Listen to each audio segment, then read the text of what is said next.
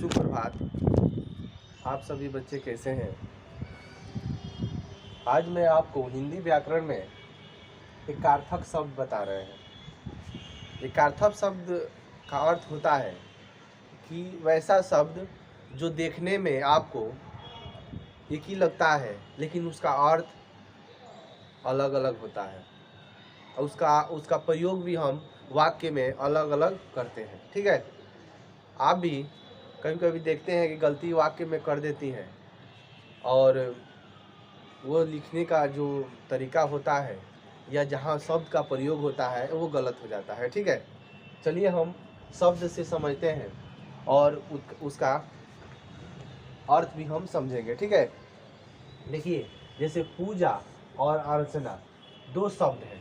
पूजा और अर्चना मतलब पूजा करना और अर्चना करना, तो देखिए दोनों का अर्थ अलग अलग होता है। जैसे पूजा का अर्थ क्या होता है? हाथ जोड़कर भक्तिपूर्ण प्रार्थना। आप गई कहीं मंदिर में, कहीं गई कोई भी तीर्थ स्थल पर और हाथ जोड़कर और वहाँ अपने मन से मतलब मन से एकदम शांत करके पूजा कर ली। आपके पास कुछ नहीं है, ना अगरबत्ती है, ना क्या बोलते हैं धूप है, ना आपका कुछ भी नहीं है, तो वैसे को क्या कहते हैं? पूजा करना। ठीक है, लेकिन अर्चना करने का अर्थ होता है जैसे धूप, अगरबत्ती, दीप से देवताओं की पूजा करना।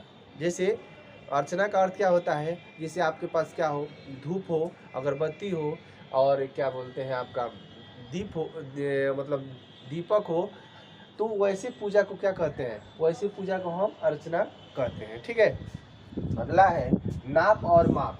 दोनों में क्या अंतर होता है? एक अर्थक शब्द है नाप और माप।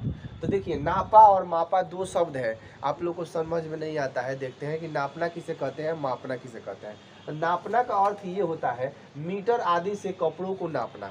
जैसे कोई कहीं आप जाती हैं कपड़ा खरीदने, तो वहाँ पे क्या होता है, आपको वो मीटर एक होता है, उसी से नाप कर और कपड़ा दे देता है। ठीक है, तो वो क्या होता है नापना। और मापना जैसे क्या होता है, दूध हो गया, क्या बोलते हैं आपका तेल हो गया, कोई भी चीज़ जिसे मापा जाता है वो इसी को क्या कहते हैं? जैसे बर्तन से दूध घी का मापना, अभी आपको समझाए, वो हो गया आपका मापना। और नापना मतलब कपड़ा को नापना। ठीक है, एक देखिए। उसके बाद है उपहार और भेंट।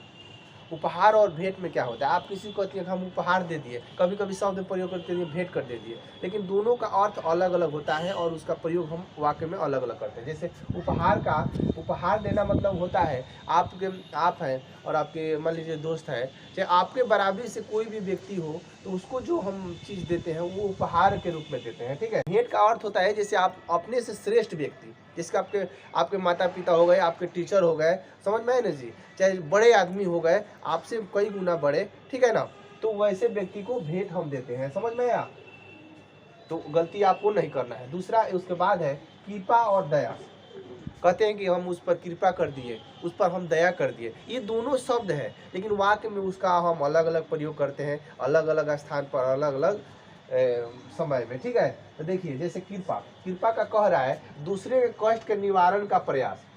कोई व्यक्ति है, उसको कष्ट है कोई किसी भी प्रकार का, आप उसके कष्ट को क्या कर रहे हैं, उसको बता रहे हैं कि ऐसे कीजिए, चाहे उसमें आप सहायता कर दे रहे हैं। ठीक है, कि आपका कष्ट दूर हो जाए। लेकिन दया का अर्थ होता है दूसरे को दुख दूर करने का स्वाभाविक इच्छा, नहीं इसको साफ साफ तरह पर उसको माफ कर देना। ठीक है, कि हम इसको दया कर दिए। मान लीजिए आपके पास कि कोई पैसा लिया है, 10 रुपये आप दी हैं, चाहे 20 रुपये दिए हैं, आप एकदम दया कर दी कि नहीं हम इससे नहीं लेंगे पैसा, तो हो गया दया।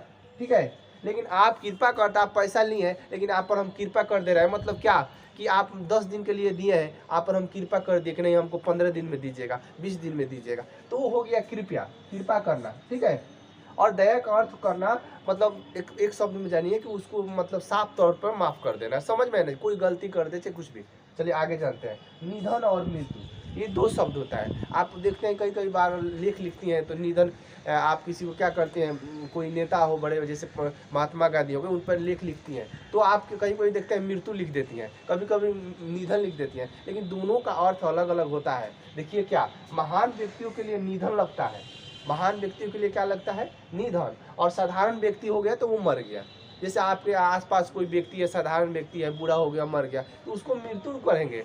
और निधन का अर्थ जो बड़े बड़े कोई नेता हो गए, जैसे महात्मा गांधी की मृत्यु हुई, तो वो क्या बोलते हैं, उसको निधन कहते हैं। समझ में है ना जी, कि महात्मा गांधी की मृत्यु नहीं हुई, निधन हुआ। ठीक है, चलिए आगे। यहाँ देखिए आदि और इत्यादि, ये हम कई बार लिखवा चुके हैं।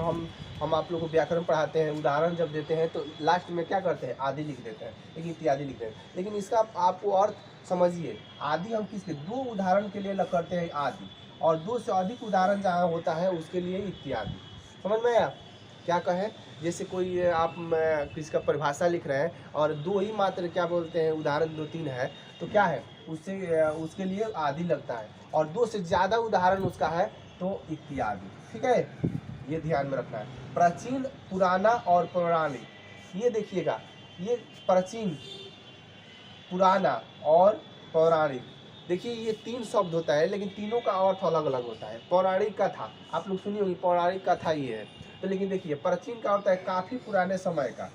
प्राचीन का अर्थ क्या होता है, काफ़ी पुराने समय की कोई बात हो उसको प्राचीन कह सकते हैं। पुराना का कुछ दिन पहले का, ये कह रहे कि ये बात पुराना हो गया कि हम गए हुए थे पटना मेला देखने के लिए, ये बात पुराना हो गया कि हमने क्या किए, हम खाना कहीं गए थे पार्टी में, तो ये बात कुछ ही दिन बीते हुए, मतलब 2-3 दिन पहले कहीं शादी में गए हुए, तो ये बात पुराना हो गया। ठीक है, और प्राचीन काल मतलब काफ़ी समय पहले की बात है। ठीक है, आप लोग इतिहास में पढ़ती हैं प्राचीन काल, तो वो काफ़ी समय पहले की बात है। और पौराणिक मतलब है पुराण काल का।